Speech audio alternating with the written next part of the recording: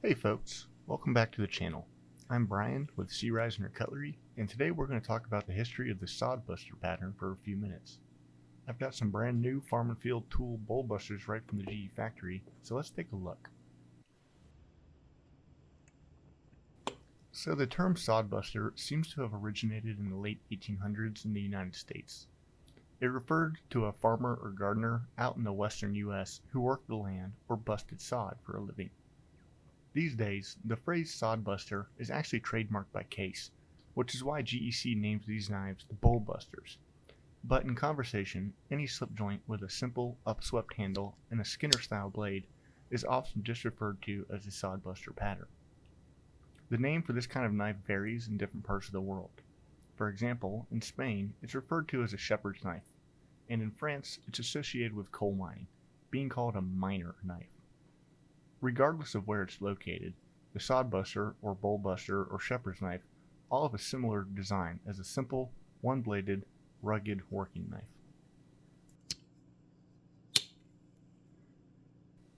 These kinds of knives are generally fairly inexpensive, being designed as a work tool first and foremost, with the expectation that the person buying it isn't going to want exotic handle materials or fancy engravings.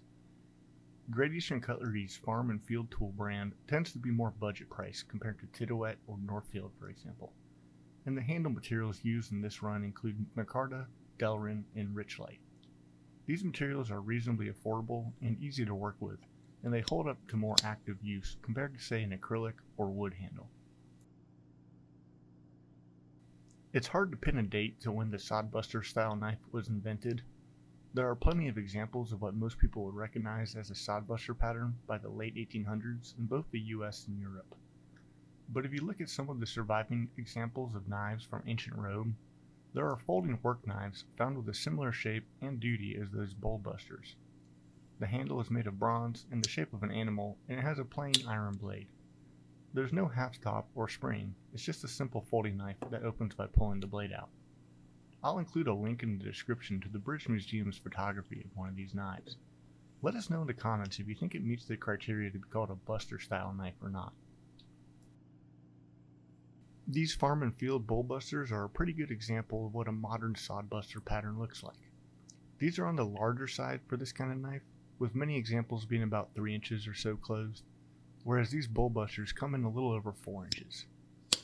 But whether it's big or small, made with carbon steel or bronze, these kinds of knives seem to have been around as long as simple mechanical folding knives have been made. If you're looking for an inexpensive, durable working knife, then you might want to look into getting your own, whether it be GEC or one of the many other quality manufacturers out there. If you're looking for a sodbuster style knife that has more premium handle materials or blade steel, you could take a look at some of the offerings from Finch or Jack Wolf Knives, both of who have released their own takes on this traditional pattern, with some modern improvements like titanium handles or glow-in-the-dark resin.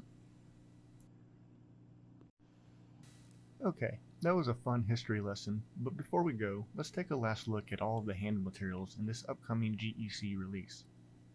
We already saw the blades, so we'll just go over the handle materials. Up first is natural linen micarta, which is probably going to be the most popular of this series, I think. It's smooth to the touch, but it keeps some of the textured look while also being a pretty durable material. Here's red linen micarta. Just like the natural handle, it's got a smooth surface but still maintains a firm grip in your hand. Each piece of micarta is slightly different, with its own unique characteristics based on the piece of micarta it was made from.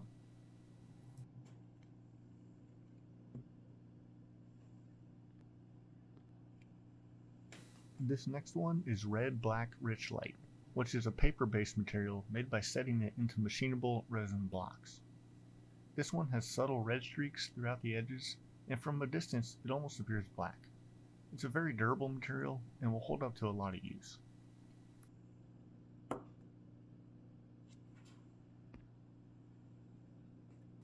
In the middle, we have the orange Delrin. This is a very common material used by a lot of knife manufacturers.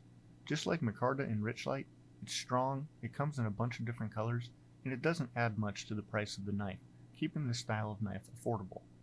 This will probably compete with the natural linen micarta for fastest selling. Moving along, This is blue black Richlite. It's the exact same material as the previous Richlite handle, but instead of red streaks, you get blue ones. I think this is my first time seeing Richlite used in a knife handle, and I'm looking forward to seeing different styles of this material in the future.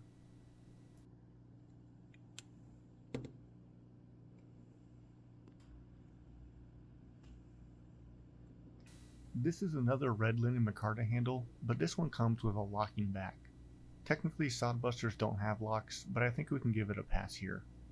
If you like the sodbuster style but aren't into slip joints, then you can find locking versions without too much trouble from a variety of makers out there. And last but not least, we have black linen micarta. Let us know in the comments if you have a favorite handle material. We like to know what you guys think. I hope you liked watching this video and spending a few minutes with us while we learn about sodbusters. I don't have a release date for these GEC yet, but head on over to the website and sign up for our newsletter to stay up to date. As usual, thanks for watching, and we'll see you next time.